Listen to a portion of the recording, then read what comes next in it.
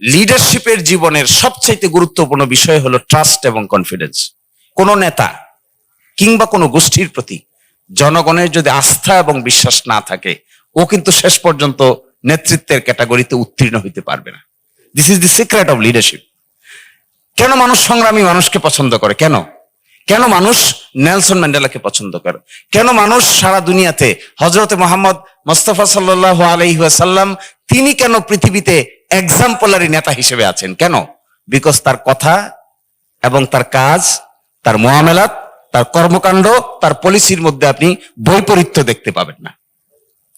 একইভাবে Nelson Mandela 28 বছর ছিল জেলের ভিতরে। আপনি দেখবেন ওই ভদ্রলোকের জিন্দেগিতে জেলে গেছে, জুলুম হয়েছে, থাকতে থাকতে জীবন পার করে দিছে, কিন্তু কখনো নিজের দেওয়া কমিটমেন্ট থেকে সরে দাঁড়ায় নাই। ঐকমত্য যেগুলো হয়েছে, এখানে আপত্তি কিসের? ঐকমত্য হয়েছে যেগুলো বিষয়, এগুলোকে আদালতের সাবজেক্ট ম্যাটার বানিয়েছে। এর মানে কি?